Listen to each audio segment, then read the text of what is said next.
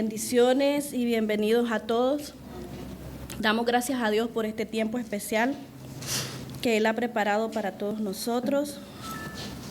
Y vamos a orar para que sea el Espíritu Santo, el Espíritu de Dios, guiándonos y dándonos la sabiduría para entender lo que Él quiere que aprendamos en esta mañana. Amén. Señor Jesucristo, que estás en los cielos, te damos gracias, Padre. Gracias, Hijo. Gracias, Espíritu Santo de Dios, porque a ti te ha placido, Señor, que en esta mañana estuviéramos aquí en tu casa de oración Nicaragua, para exaltarte, para bendecirte, para glorificarte y para conocerte un poquito más, Señor. Aquí estamos, Señor, aquí estamos, Padre, Hijo, Espíritu Santo de Dios.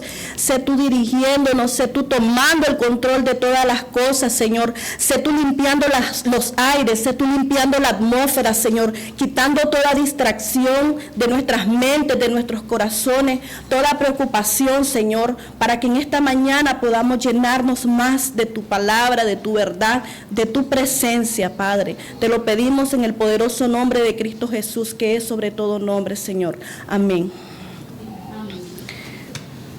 Bien, hermanos. En esta mañana vamos a meditar en un tema que no me gusta ser muy ¿cómo? Vanaglorioso o algo así, no sé, ¿verdad? Pero es un tema que el Señor me lo dio estando aquí en su casa en un domingo, y yo había pasado toda una semana preguntándole al Señor, ¿qué voy a hablar? ¿De qué voy a hablar? Y estando aquí una mañana, el Señor me dio el tema que es: somos más que vencedores. Amén. Somos más que vencedores. Damos gracias a Dios y vamos a meditar en su palabra en el libro de Romanos 8, del versículo 28 al 31.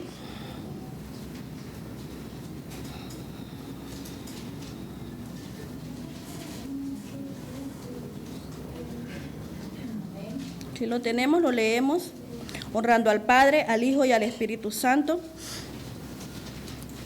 Y sabemos que a los que aman a Dios, todas las cosas les ayudan a bien. Esto es, a los que conforme a su propósito son llamados. Porque a los que antes conoció, también los predestinó, para que fuesen hechos conformes a la imagen de su Hijo, para que Él sea el primogénito entre muchos hermanos. Y a los que predestinó, a estos también llamó. Y a los que llamó, a estos también justificó. Y a los que justificó, a estos también glorificó. ¿Qué pues diremos a esto? Si Dios es por nosotros, ¿quién contra nosotros? Amén. Damos gracias a Dios por su palabra una vez más. Y bien, vamos a hablar un poquito del contexto histórico en el que el apóstol Pablo escribió este libro, el libro de Romanos, estando en Corinto. Romanos 8:28, como les decía, fue escrito por el apóstol Pablo alrededor del año 57, después de la venida de nuestro Señor Jesucristo. El propósito con el cual lo escribió para la iglesia de Corinto es que ellos fueran fortalecidos, a la iglesia en Roma, Él estaba en Corinto, ¿verdad? Pero desde allá le escribió a la iglesia en Roma, alrededor del año 57, para que esta iglesia fuera fortalecida espiritualmente, para que esta iglesia se tomara la tarea de santificarse más y de llenarse de seguridad en Cristo, de que en Cristo estaban seguros. Amén. En este momento que Pablo escribió a la iglesia en Roma, la iglesia no estaba siendo perseguida en ese momento, ¿verdad? Pero como Dios, que todo lo sabe, todo lo conoce, desde antes que suceda, Dios habló a Pablo para que él escribiera a la iglesia y la animara. ¿Por qué? ¿Sabían ustedes de que la iglesia siempre fue perseguida? Principalmente por los líderes, los que lideraban los pueblos. En este caso, ya había sido, en cierto modo, perseguida por un emperador, y en este tiempo, aunque en este momento, como les decía, no había una persecución imperial sistemática, esta vendría más tarde con el emperador romano Nerón. Nerón fue un emperador romano que gobernó desde el año 54 después de Cristo hasta el año 68. ¿Quién era Nerón? Nerón era un líder infame de la historia que con su reinado marcó un cambio drástico en el trato hacia los cristianos y quien en un determinado momento los culpó de un gran incendio en Roma, con lo cual se dio inicio a una gran persecución a la iglesia cristiana durante 3 siglos. En el año 57, la iglesia en Roma, la iglesia cristiana, era una comunidad vibrante, pero en transición, y la conformaban en su mayoría los gentiles. ¿Quiénes son los gentiles? Las personas como nosotros, ¿verdad? Los que no éramos israelitas, los que no éramos judíos de sangre. Pero también la conformaba una minoría de judeos cristianos.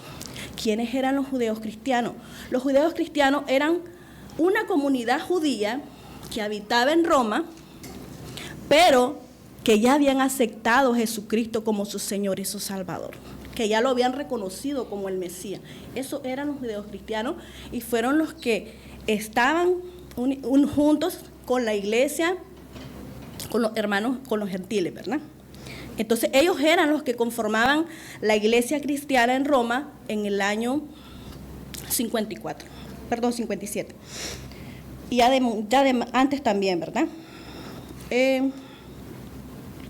Se dice que antes del 57 ya había habido una persecución a los cristianos, y en este año 57 estos judeos cristianos ya estaban regresando paulatinamente a Roma, y es cuando se empezó a fortalecer más la iglesia cristiana. Pero sabemos que siempre cuando la iglesia de Dios se levanta, el enemigo también se levanta. Amén.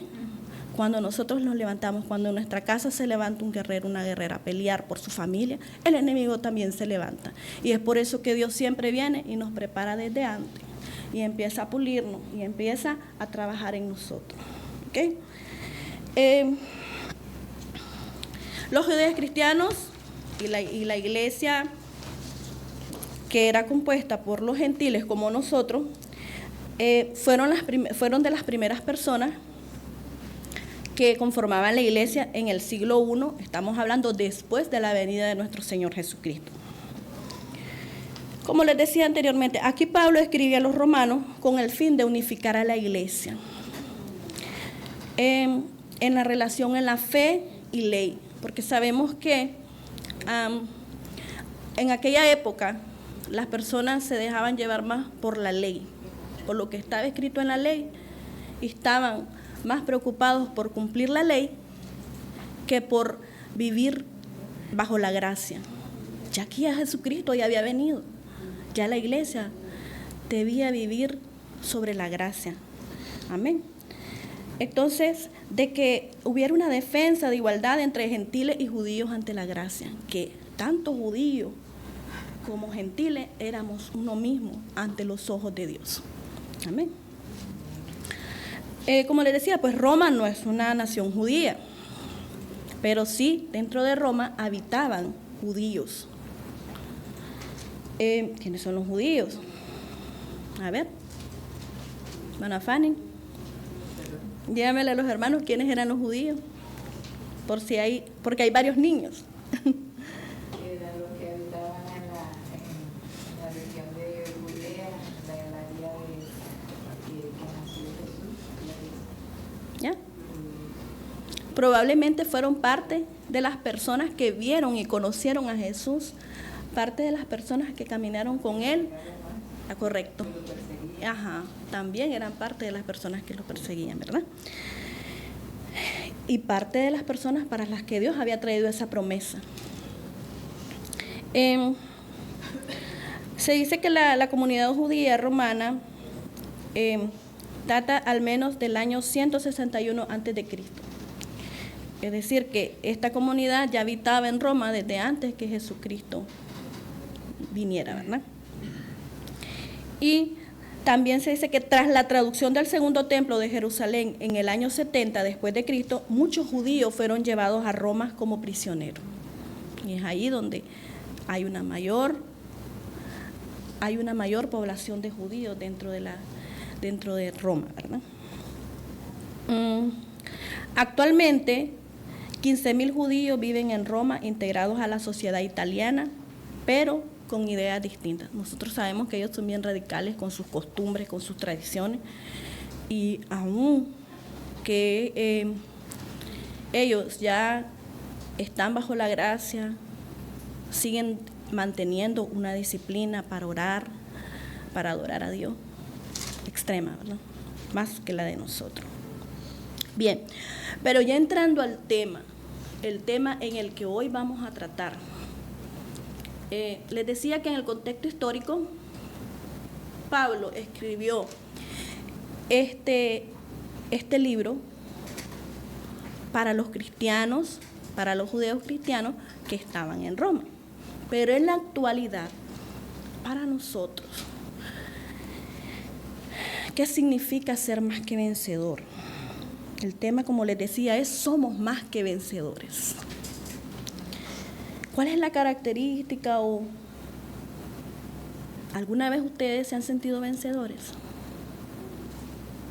¿Sí? ¿Y qué han tenido que hacer para vencer? Trabajar duro, ¿verdad? Trabajar duro. Entonces, vamos a ver qué significa ser más que vencedor. Ser más que vencedor es una expresión bíblica de Romanos 8:28 que significa obtener una victoria absoluta, abrumadora y completa sobre las dificultades, no solo sobrevivir de ellas. Los hijos de Dios no podemos estar sobreviviendo a lo que vivimos a diario. Tenemos que hacer algo de eso que vivimos a diario, tenemos que aprender algo, tenemos que tomarlo como una bendición para edificación a nuestra vida.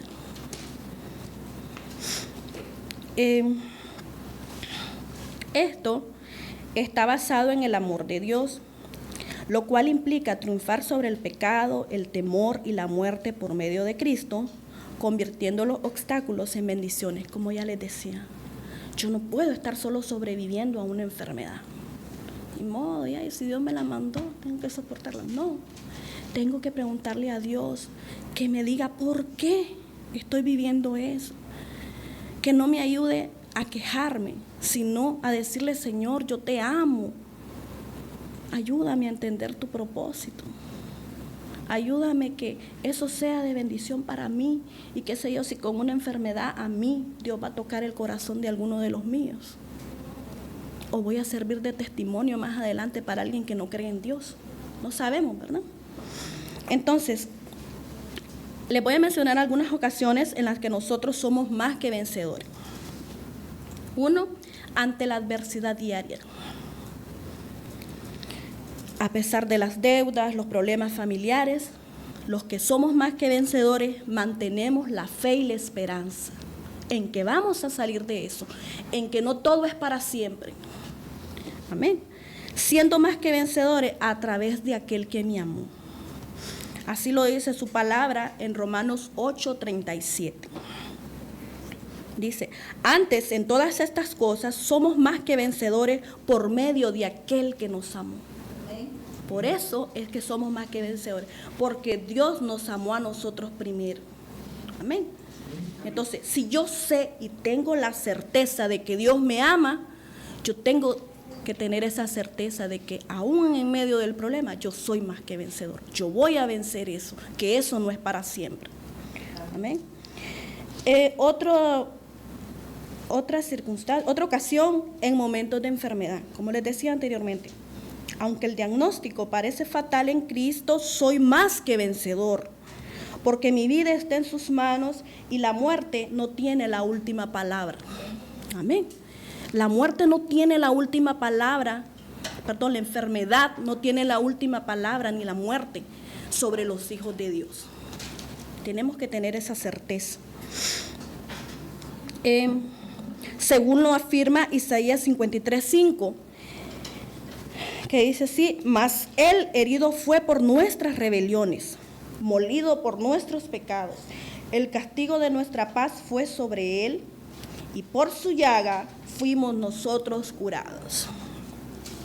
Yo he escuchado testimonios de algunas personas que dicen, familiares, ¿verdad?, que dicen que esa persona que fallece ha soñado de que ya está sana, que Dios le habla y le dice que ya está sana. ¿Y saben por qué? Porque antes que Dios se la lleve, Dios la sana. Y muchas veces decimos nosotros, cuando una persona se va a morir, y se miraba tan bien, aparentemente se miraba tan bien la persona, como que ya estaba sana. Y es que Dios hace la obra, pero como Dios conoce el corazón de la persona, Él sabe el momento preciso para llevárselo. Si ese era el momento en que esa persona estaba preparada para salvarle, en ese momento se la lleva. Entonces, somos más que vencedores, aún sobre la enfermedad y la muerte. En la vida espiritual, el pecado ya no me domina. Soy más que vencedor sobre mis debilidades. Según lo afirma Romanos 6:17 al 18. Dice así: pero gracias a Dios que, aunque erais esclavos del pecado, habéis obedecido de corazón a aquella forma de doctrina a la cual fuisteis entregados y libertados del pecado. Vinisteis a ser siervos de la justicia. Amén. Somos más que vencedores porque la victoria ya ha sido asegurada por Cristo al dar su vida por nosotros en la cruz del Calvario. Sabemos que en su gran amor, en su gran misericordia, Jesús ya sabía, ya conocía el corazón del hombre. Ya conocía nuestro corazón, ya conocía la capacidad que teníamos nosotros para serle fiel y para fallarle también.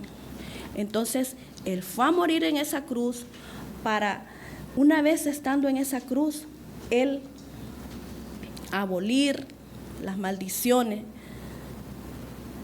que ya nos habían heredado, ¿verdad? Muchas veces nosotros como hijos, como hijas, no hemos sido concedidos en santidad, ¿verdad? Entonces, esa maldición que yo traía de generación en generación, Jesucristo, cuando nosotros venimos a Él, lo adoramos como nuestro Señor y Salvador, Él la rompe.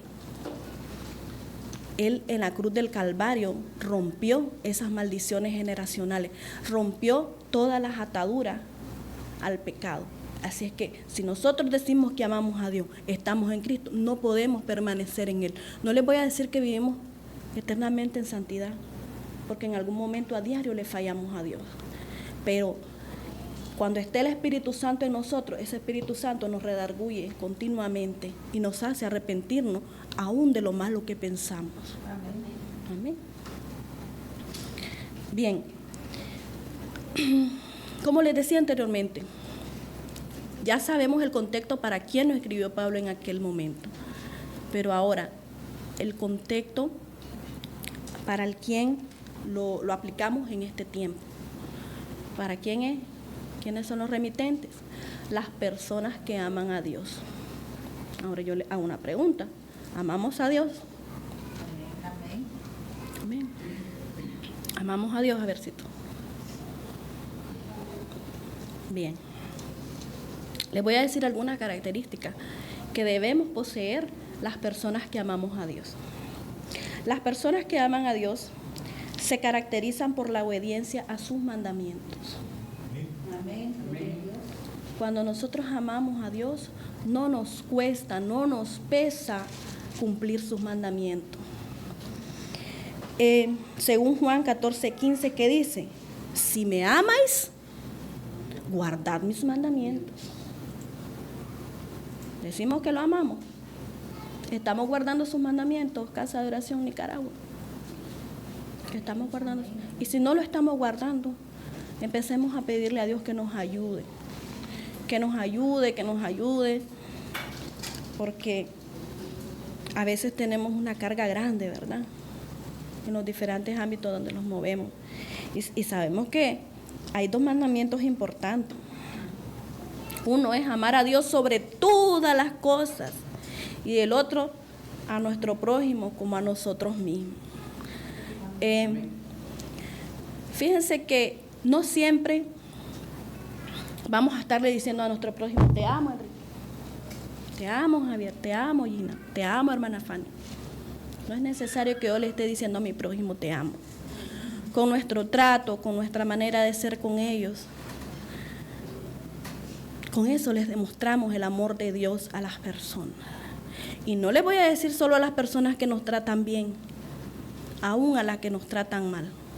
Yo a veces me he dado cuenta de personas que hablan de mí y por delante me hablan con una naturaleza como si nada. Entonces yo, gracias a Dios que me ha hecho un corazón así tan que en el momento me quedo así, pero pasa. No se queda eso ahí en mi corazón, no guardo ningún resentimiento por esa persona. Y esa debe ser nuestra posición, de que no entre, que no pase de aquí para acá, al corazón, esa ofensa, eso que hace nuestro prójimo, sino soltarlo y hablarle, no hipócritamente, porque no, el Señor nos enseña a ser honestos, a no ser hipócrita con las personas por muy difíciles que sean. Nos da esa capacidad, hermano. Entonces, otra característica de los hijos de Dios, obediencia activa. Sabemos que el cumplir con sus mandamientos, el ser obedientes a Él, nos activa grandes promesas a los hijos de Dios. Amén. Obediencia activa, dice, no ven los mandamientos como una carga, sino como una expresión de amor, obedeciendo su palabra. ¿Ya? Cumplimos su palabra, obedecemos a su palabra sin pelear. Pero yo les decía a ustedes, a veces hay personas que no necesitan que les digamos que los amamos, pero hay personas que sí lo necesitan. Y yo me recuerdo cuando estaba meditando en esta parte, yo me recuerdo a mi hermano que falleció hace casi 4 años ya. Una vez me dijo, Isa, ¿me querés? Y yo me quedé. Él sabe bien que yo era de esas hermanas que lo que quería comer le daba, aún más en su tiempo que él estuvo enfermo. Que si él me decía, mira, yo quiero esto, yo me lo rebuscaba y yo se lo daba. Aún chiquito, aún en el tiempo que anduvo muy rebelde, que se me llevaba las cosas y todo lo demás. Aún si él llegaba y me pedía algo, yo no le decía que no. Ahí está mi hija Gina que lo sabe. Nunca le dije que no. Nunca lo señalé, ni nunca lo traté mal por las cosas malas que él hacía. Pero debo ser honesta. Muy pocas veces le dije, le di un abrazo y muy pocas veces le dije, te amo, te quiero. Y cuando él me hizo esa pregunta, me queré. Pero como un niño chiquito me lo hizo y me dijo, me queré. Y entonces yo me quedé así. Te amo, le dije. Mi hermano. Hermano, realmente si nosotros no amamos a nuestra familia, que es lo más cercano, que son los prójimos más cercanos que nosotros tenemos, ¿cómo vamos a amar a los de allá afuera? Si no soportamos a nuestra propia familia por muchos errores y por muchas faltas que ellos cometan, no puedo decir que yo amo a Dios. No puedo manifestarlo. Y tengo mis otros 2 hermanos y me dan guerra. Y así los amo. Y a veces tienen sus momentos en que se enojan conmigo, pero por ratito. Y ya después les pasa y ellos mismos me andan buscando, porque saben que no los voy a pelear. Amén. Entonces, pidámosle a Dios que nos ayude, que nos dé ese corazón de amar a nuestro prójimo. Si nosotros lo hacemos con los nuestros, primero con los de casa, Dios nos va a dar la capacidad de hacerlo con los demás. por muy difícil que sea. No vamos a sentir como dice un meme ahí, yo quiero amar a mi prójimo, pero me lo hace difícil. ¿Han escuchado ese meme? Hay muchas personas que dicen, quiero amar a mi prójimo, pero me lo hace difícil. Y entonces yo me río, y es cierto, hay personas que son difíciles, pero aún así Dios nos da la capacidad de amar. Amén. Otra característica que poseen las personas que aman a Dios es que lo tienen como una prioridad absoluta. Aman a Dios, como les decía anteriormente, con todo el corazón, con toda su mente, con todas sus fuerzas, y le dan el primer lugar en todo. Dios es primero. Dios es primero. Yo creo que para hoy muchos podríamos tener muchas invitaciones, ¿verdad? A mí ya me estaban diciendo desde ayer que me fuera para Río. Y entonces yo digo, no, yo tengo un compromiso con Dios, yo sé que yo tengo que cumplir, y la iglesia primero. El resto, ya Dios me va a dar tiempo para el resto. Si es su voluntad. Si no, me va a cerrar el paso. Amén. Entonces, no tenemos como una prioridad absoluta. No tenemos como aquella prioridad absoluta que tengo que lavar, y que tengo que ir a comprar, y que tengo todo lo demás. Yo en eso siempre le pido a Dios que me ayude a tenerlo como mi prioridad, como el primer lugar. Ustedes me ven aquí, pero toda la semana pasé luchando en el trabajo, con mi garganta, que andaba una tos que no me paraba. Y gracias a Dios hasta ahorita pues no ha sonado. Aquí estoy para la honra y gloria de Dios, porque en mi corazón había esta disposición de servirle, de llevar su palabra el día de hoy. Entonces, no lo vemos como una carga el venir todos los domingos a la iglesia.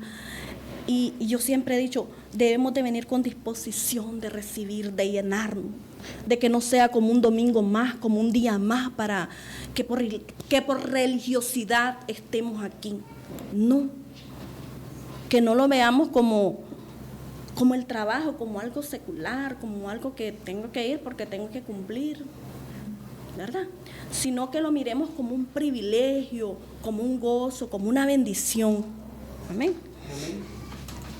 Y bueno, la otra prioridad, como ya les decía, era el amor al prójimo. Demostramos nuestro amor por Dios sirviéndolo, ayudando y siendo generosos con los demás.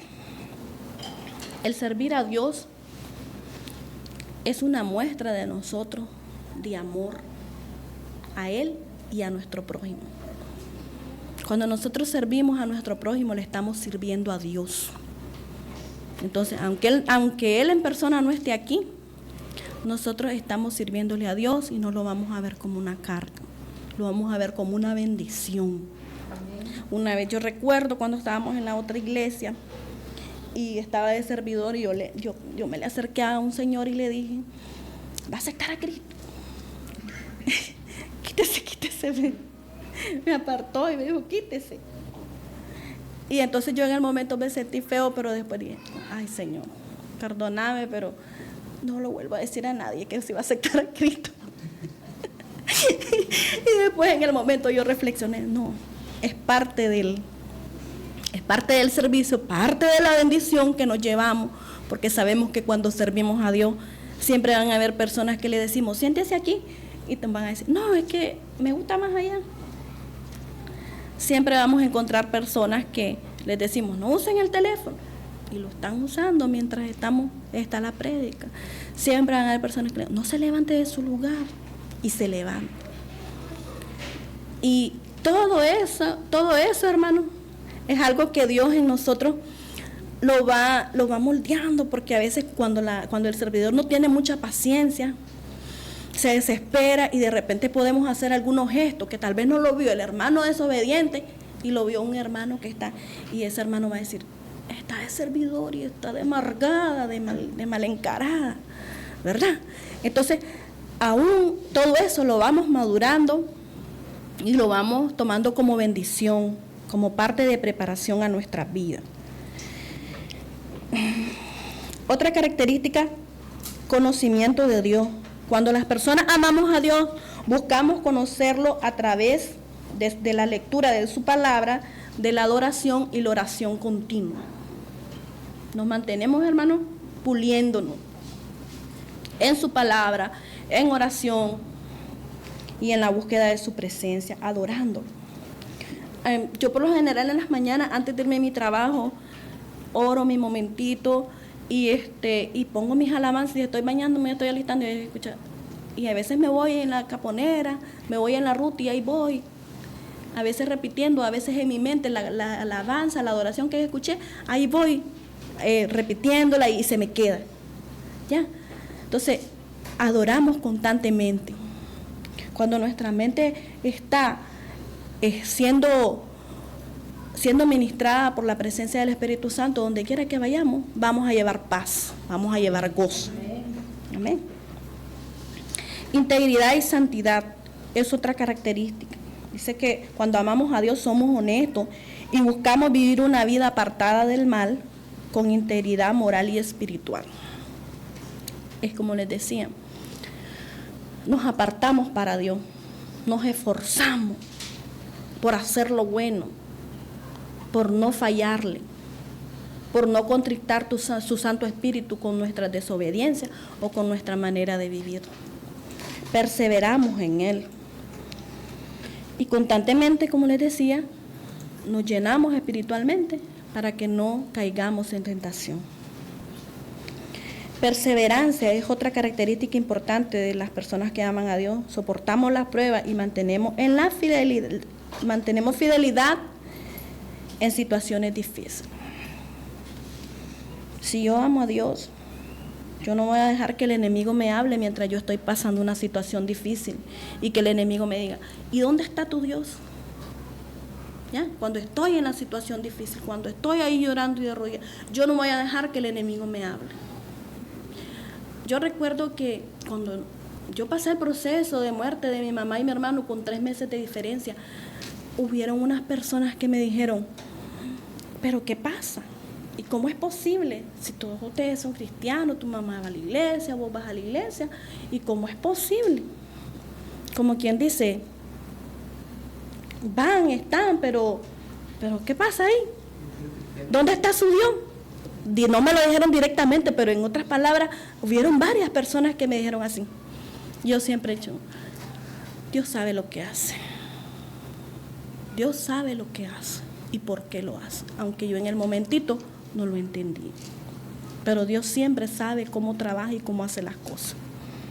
Amén. Y no vamos a quejarnos, no vamos a reprocharle, no vamos a entrar en rebeldía, negando su deidad, negando su soberanía. No podemos negar la soberanía de Dios en todo lo que nos sucede, porque Él hace lo que Él sabe y conoce que nos va a ayudar, que va a ser para bien a nosotros. Por eso es su palabra, los que aman a Dios, todas las cosas ayudan a bien, pero todas, hermanos, buenas y malas, todas nos ayudan para bien, nos ayudan a madurar, nos ayudan a crecer. Y ahí es donde demostramos verdaderamente si amamos a Dios o no lo amamos. Cuando permanecemos en Él, verdaderamente lo amamos, pero cuando damos la vuelta para atrás, eso significa que no lo amamos verdaderamente a Él, porque no lo estamos viendo a Él, sino las circunstancias y los problemas que vivimos. ¿Amén?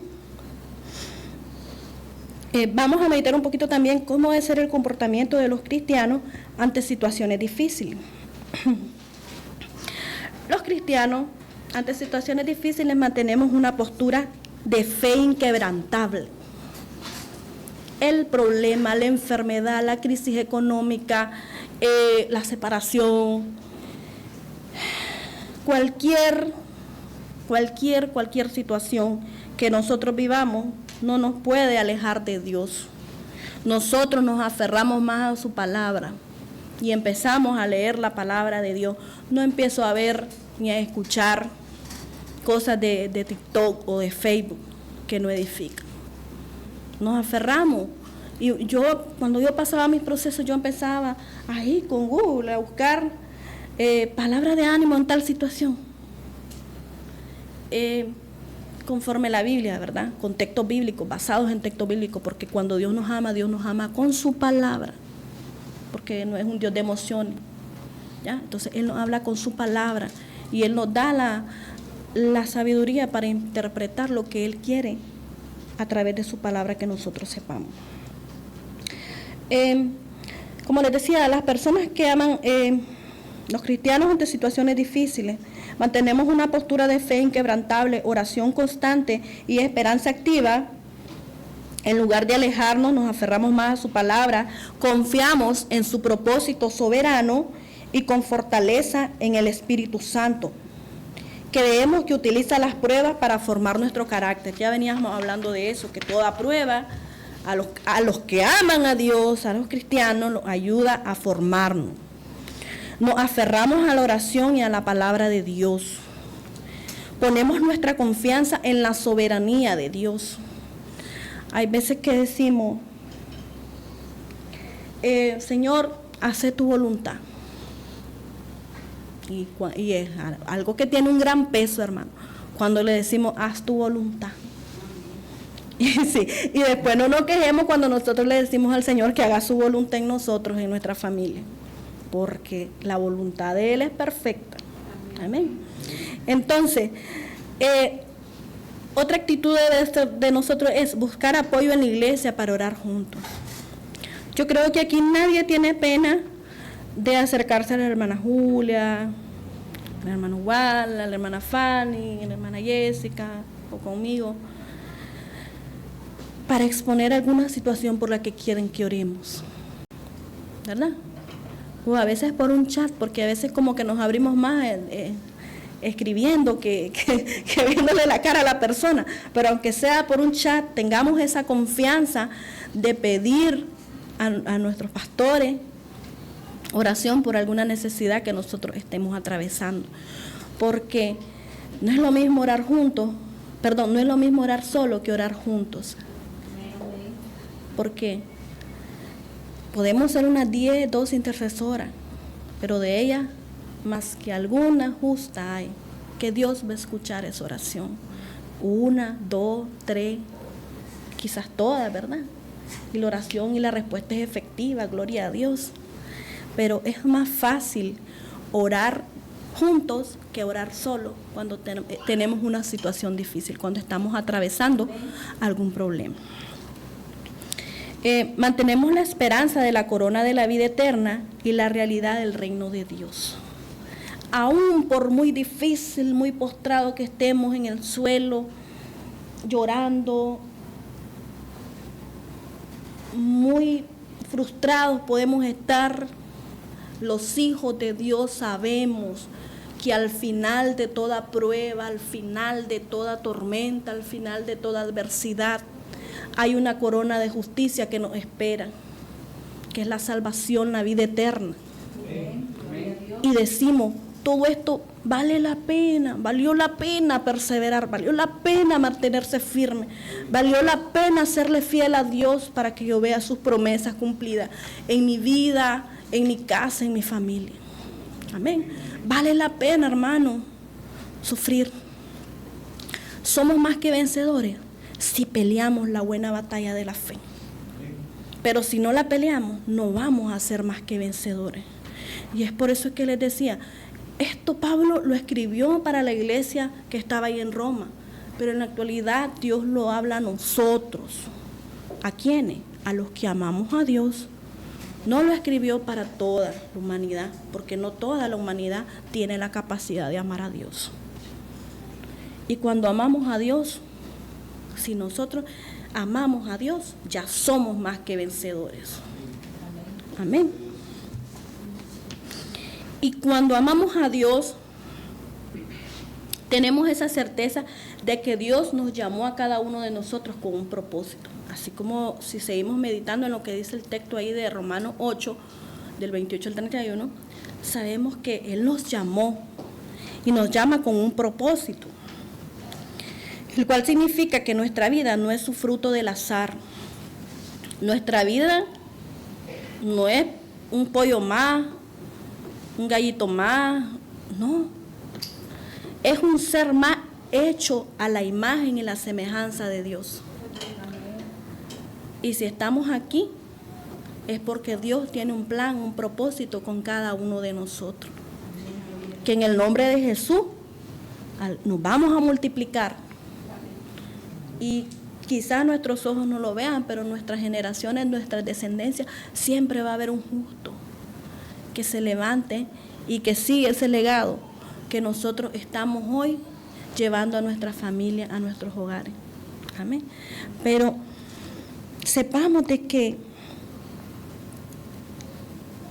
cuando tenemos un llamado, un propósito de Dios, vivimos conforme a su voluntad, no a la nuestra. En mi humanidad quisiera hacer otras cosas, pero yo sé que esa no es la voluntad de Dios. Entonces, cuando yo amo a Dios y yo sé que Dios tiene un propósito conmigo, yo me acerco a Él y le pregunto: Señor, aquí estoy, diríjame usted, guíeme usted, no me suelte de su mano. Esa es una de las cosas principales, que Dios no nos suelte de su mano para que cumplamos el propósito que Él tiene con nosotros. Vivimos constantemente dándole gloria a Dios y gracias a Él por lo que Él es. Cuando nosotros tenemos un propósito, Dios tiene un propósito con nosotros.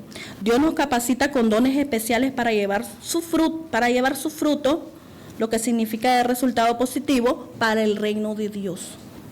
Si nosotros activamos y vivimos ese propósito de Dios en nuestra vida, vamos a tener que dar fruto. Vamos a tener que dar fruto aquí en Casa de Oración Nicaragua, porque el reino de Dios está aquí. Amén. El reino de Dios está aquí, lo conformamos nosotros. Entonces, si estamos cumpliendo su propósito, estamos viviendo bajo su propósito, vamos a dar frutos positivos de bien y de bendición a Casa de Oración Nicaragua. Dice Salmos 138:8.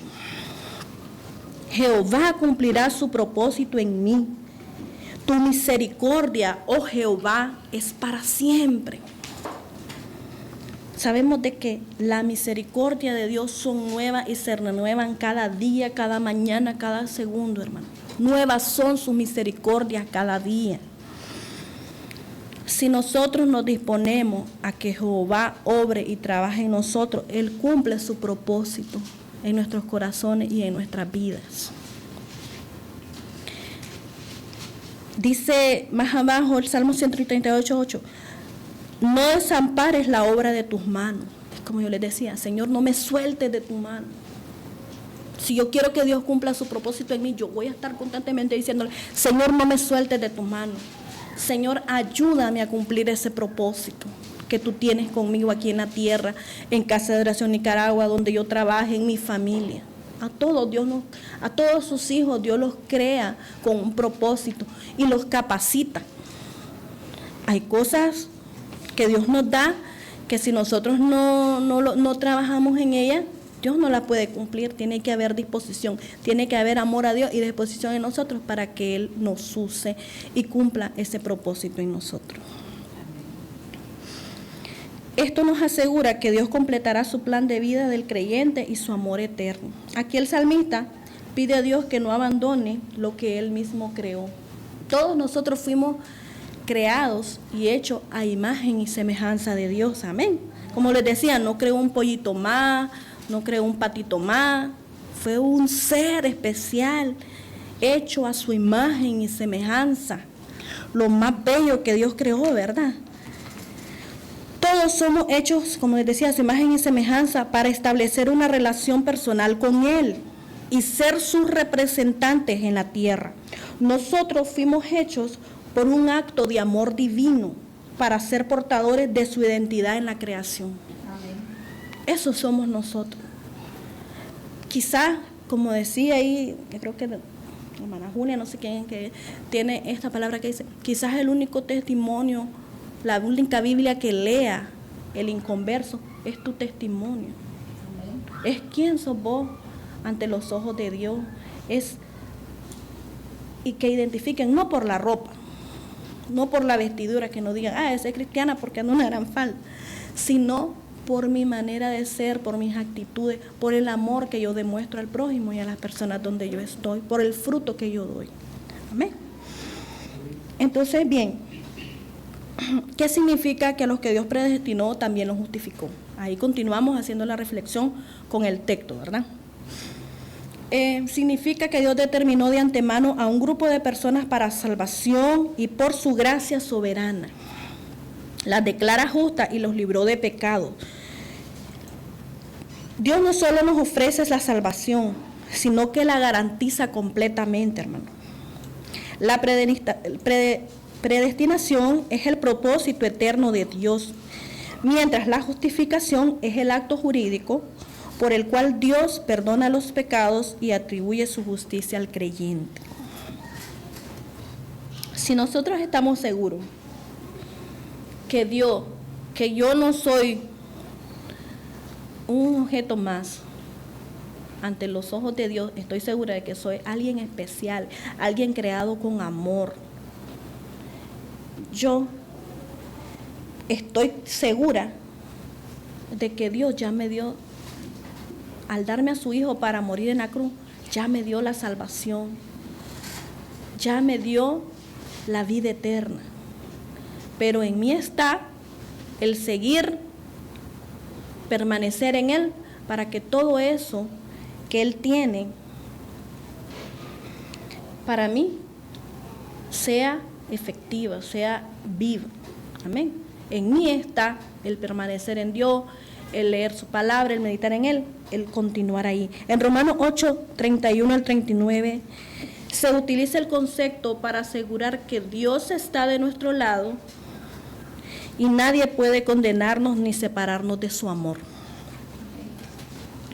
Recordamos que al principio de la creación fuimos condenados por la desobediencia de Adán y Eva. Amén.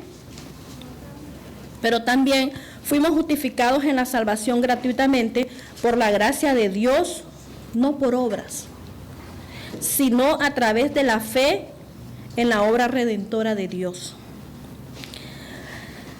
Y lo confirma Romanos 5:18, que dice: así que como por la transgresión de uno vino la condenación a todos los hombres, de la misma manera por la justicia de uno vino a todos los hombres la justificación de la vida. Entonces vemos de que ya estábamos condenados desde el momento, toda la creación estaba condenada desde el momento en que Adán y Eva desobedecen a Dios y pecan.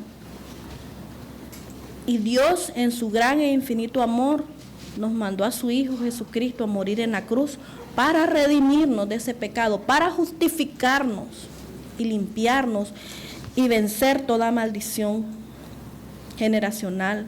Amén. Efesios 1:7 dice: en Él tenemos la redención mediante su sangre, el perdón de nuestros pecados conforme a la riqueza de la gracia. Amén. Al morir en esa cruz por nosotros, Él nos redime, Él nos justifica, Él nos limpia de toda condenación. Amén.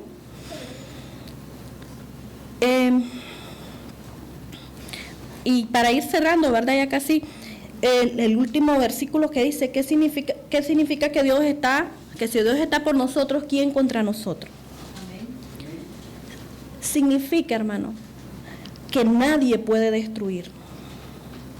No es que nunca nos vamos a enfrentar a situaciones difíciles o que no se nos va a levantar nadie a nosotros porque somos hijos de Dios. No, no es eso.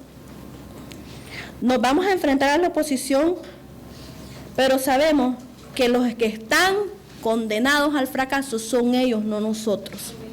Amén. Las obras de nuestros enemigos no van a prevalecer en contra de nosotros. ¿Por qué? Porque Dios está con nosotros. No tenemos nada de qué preocuparnos. Cuando se nos levanten en el trabajo, el vecino, aún en nuestra propia casa, en nuestra propia familia, nosotros no nos desesperemos ni nos angustiemos, solamente alcemos nuestros ojos, nuestras miradas a Dios y digamos: si Dios es conmigo, ¿quién contra mí? Esa debe ser nuestra actitud, nuestra posición, si estamos amando a Dios, si estamos cumpliendo su propósito. Dice Salmo 118:6: el Señor está a mi favor, no temeré. ¿Qué puede hacerme el hombre? Luego dice Salmo 56:9. Entonces mis enemigos retrocederán el día que yo te invoque. Con esto sé que Dios está a favor mío. Amén. Tenemos que tener esa seguridad, que si estamos permaneciendo en Dios, lo estamos amando, Él está con nosotros, no estamos solos. Esa batalla no es mía, esa batalla es de Dios. La que levante cualquiera que esté en contra de Dios, no se levante en contra mía, sino en contra de Dios. Si lo estoy amando, si estoy perseverando, si estoy cumpliendo su propósito, si me estoy esforzando. Amén. Para ir cerrando, pues solamente voy a hacer una recapitulación de todo lo que hablamos.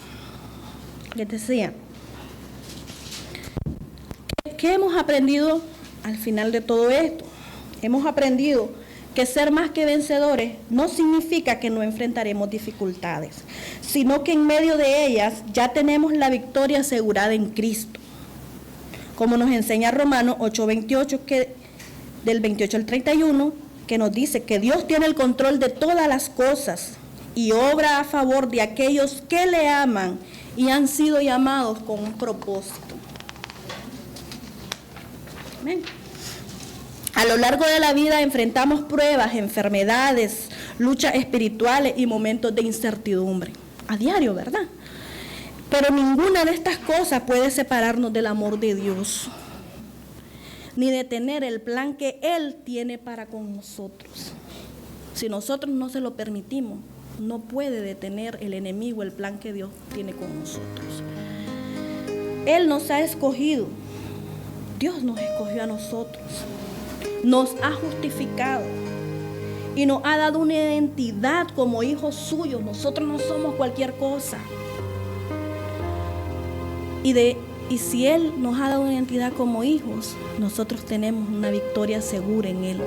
Sobre cualquier circunstancia, nada ni nadie puede separarnos de Él.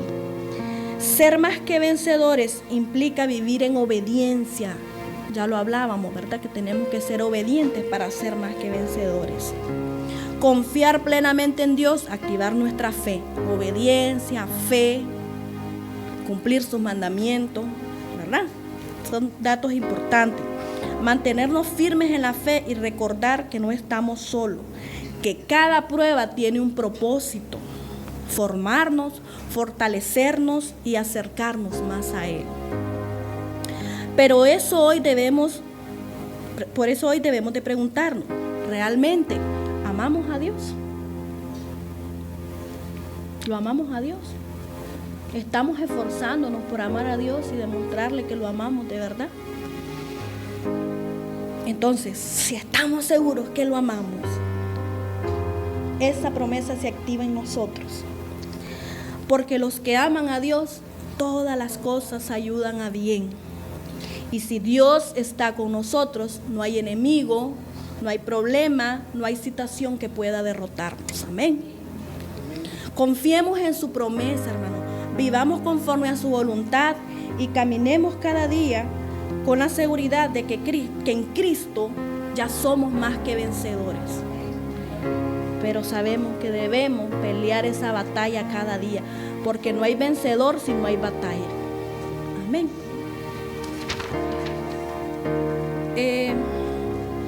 Voy a hacer una oración. Ahí como están, vamos a hacer una oración para darle gracias a Dios por su palabra. Señor Jesucristo, que estás en los cielos, yo te doy gracias por tu palabra, Señor.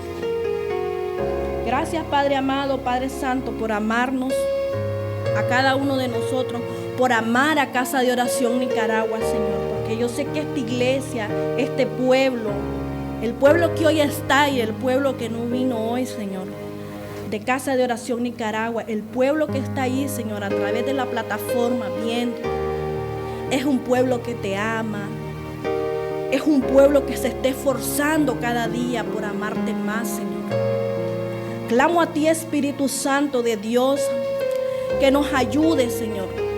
Ayúdanos, Padre, con aquellas debilidades que hay en cada uno de nosotros, Padre.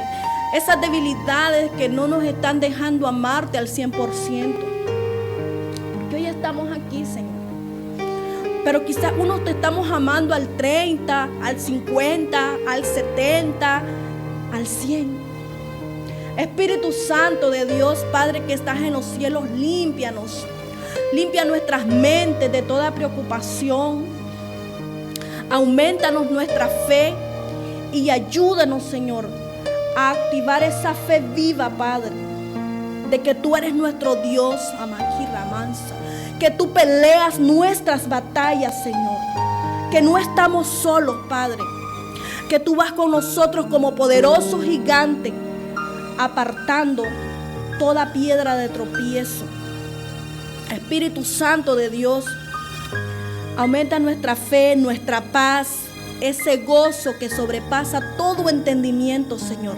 Actívalo en nuestras mentes, actívalo en nuestros corazones, Señor. Quita toda congoja, Padre. Quita toda tristeza, alabanza. Quita, Espíritu Santo de Dios, todo eso, oh Señor, que no nos ha dejado mostrar a nuestro prójimo que verdaderamente lo amamos, Señor. Ayúdanos a cumplir esos mandamientos, Padre, esos mandamientos que tú nos demandas, que a los que te aman a ti debemos cumplir, Señor. Ayúdanos, Padre, a amar a nuestro prójimo, primeramente a los de nuestra casa, Señor, que a veces pueden ser los más difíciles de amar porque estamos viendo a cada rato sus errores. Ayúdanos, Padre, a amarnos. Ayúdanos, Espíritu Santo de Dios, a permanecer en tu presencia, a no ser, Señor, unos religiosos, a permanecer, Señor, amándote, aún por encima de toda situación y todo lo que atravesamos en nuestras vidas, Padre. Cúbrenos, bendito Dios, con tu bendita y preciosa sangre en esta mañana. Cubre nuestros hogares, Señor. Cubre nuestra familia, Padre. Sé tu Espíritu Santo de Dios sujetando todo espíritu de rebeldía en nosotros mismos, en nuestros hijos, en nuestra familia, Señor. Sé tu, Padre, poniendo esa actitud de adoración, de confianza, de fe, para que en cada uno de nuestros hogares se mantenga uno firme peleando la buena batalla de la fe. Porque es necesario que nos levantemos, Señor. Ya no podemos continuar siendo fríos, Señor. Ayúdanos a ser calientes en tu presencia, en tu Espíritu Santo y fuego. Que tu Espíritu Santo y fuego nos renueve, nos limpie, nos restaure, Señor. Restáuranos, Padre. Restaura el tabernáculo. Restaura el tabernáculo caído en cada uno de nosotros, Señor. Oh Espíritu Santo de Dios, aviva ese fuego, Señor, ese fuego de tu presencia, Espíritu Santo, para que te adoremos en espíritu y en verdad, para que nuestra confianza sea plena en ti, Señor, y no en las circunstancias, no en lo que estamos viendo, Señor. Ayúdanos, Jesucristo Rey, a mantenernos firmes, peleando la buena batalla de la fe, Señor, para que el día que tú vengas o el día que tú nos llames, Señor, podamos recibir esa corona de la vida eterna y podamos gozarnos en tu presencia, Señor. Sabemos que los tiempos, Espíritu Santo de Dios, cada día se acortan más. Y por eso, Señor, cada día la batalla puede ser más pesada. Pero si tú estás con nosotros, Señor, ¿quién contra nosotros? Bendito y alabado seas, Padre, Hijo, Espíritu Santo de Dios en esta hora. Recibe, Señor, toda la honra, todo el honor, todo el poder y la gloria de Jesús. En el nombre de Cristo Jesús, Señor. Amén.